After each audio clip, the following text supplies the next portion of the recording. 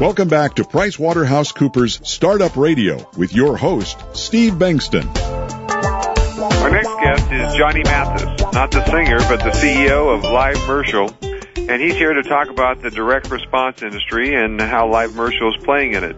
Johnny, what is the direct response industry? Hey, Steve. Well, direct response industry is the industry that's the buy now, get one free, but wait, there's more.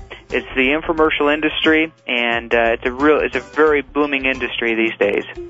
What is livemercial, and how did you create it?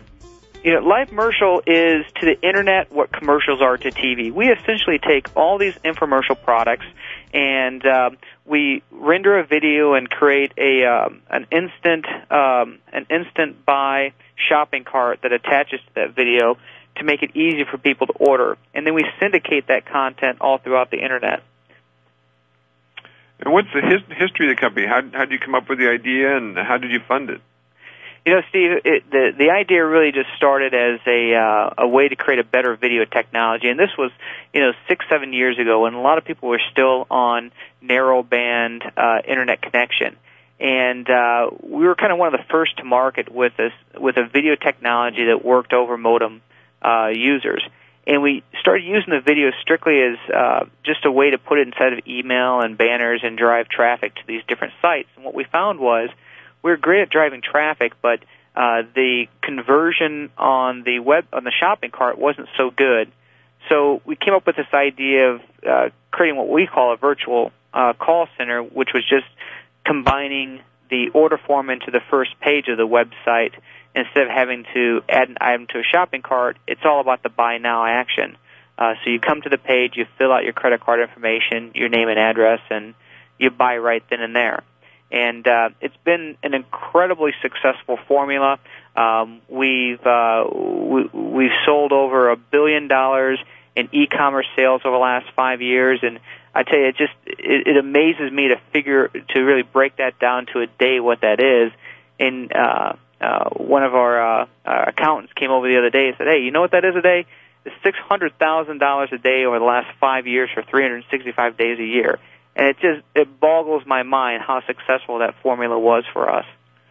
Why do you think the direct response industry is thriving in the biggest recession in 80 years? Typically direct response, the infomercial industry has always done well in a poor economy. In fact, in 2008, direct response TV was the only industry that grew. It grew by 10% in 2008, while virtually every other category fell, and that was reported by Nielsen Ratings. But I think it's just a lot more people are spending time at home, and they watch TV, and let's face it, a lot of these products are as seen on TV, and they're looking for something that helps them solve a need that's affordable, and all these products do just that. What can we take from the direct response industry and apply to other businesses or industries?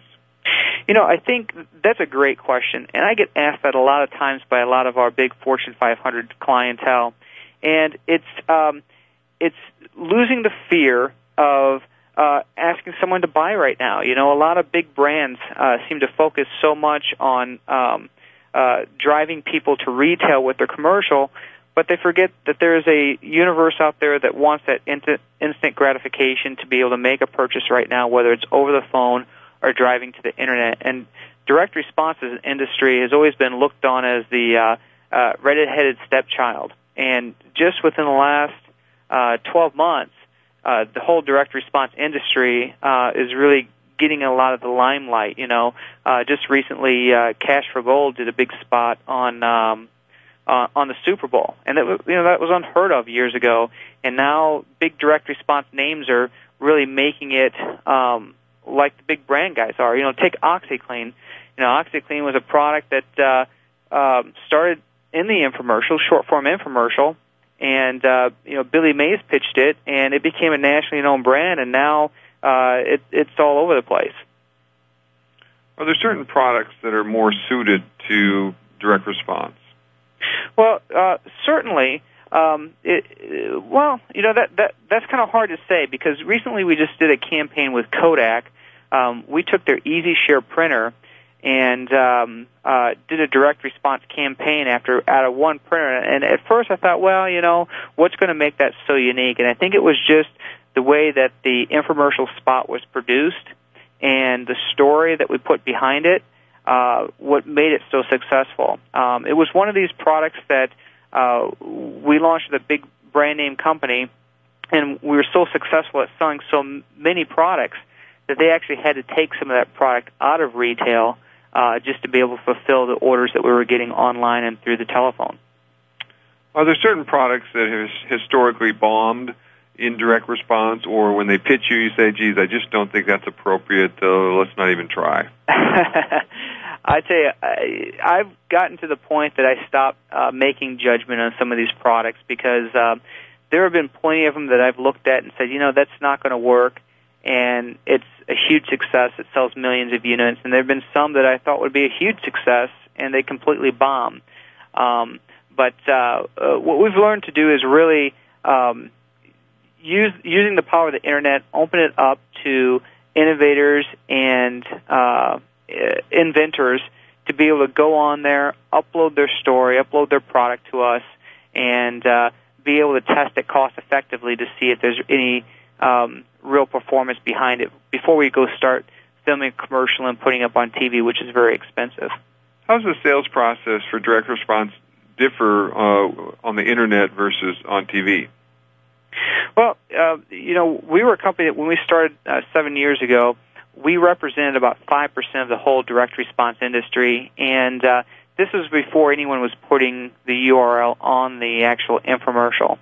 And once we convinced companies to start doing that, we've watched the change over the last 7 years of people not willing to pick up the phone and talk to either an automated box or someone they can't understand, to going to the Internet and making purchases. Now we represent about 70 to 80% of all the direct response sales. 70 to 80% of those come through livemercial and the Internet.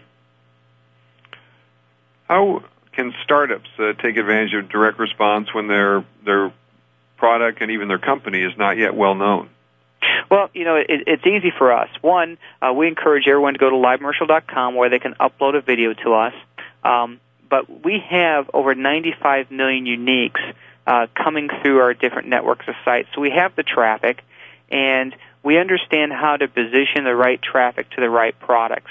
So maybe it's something in a housewares category, for instance, and we'll put that in that category, and the traffic coming through our different networks, after they've purchased a product from us already, we'll try to then redirect that buyer to one of those other houseware products. So with us, we're the kind of company that's always looking for the next great invention. We're always looking to make the next big millionaire. How does it vary geographically? Is this a U.S.-based phenomenon, or is direct response just as successful everywhere else in the world? That's a great question. We've tried to break out into the international markets, and because we're so Internet-focused, I think we've been a little ahead of our times. But direct response traditionally in some of the other countries is just not as strong as it is in the U.S. It seems like the U.S. market is the largest direct response market. I would say the focus right now on the next up-and-comings would be in the Asian markets and certainly in Latin America. Latin America seems to be getting a lot of play in the direct response. One of the big barriers that used to be in Latin America was a lot of the business that was done there was done on a once the UPS or once the delivery was made, they would then collect payment. So a lot of the people there weren't using credit cards. We've seen a big change in that over the last 2 years, where a lot of people have prepaid credit cards and have really opened up the direct response industry in Latin America. Well, thanks, Johnny. We are out of time, but we really appreciate you giving us a summary of direct response. It sounds like a great business, and we wish you well. Hey, Steve, thanks for having us. Thanks again. Thanks so much for being with me here today. We'll be back next Thursday from 10 to 11 Pacific Time with another hour of tips for entrepreneurs. From Silicon Valley, I'm Steve Bankston.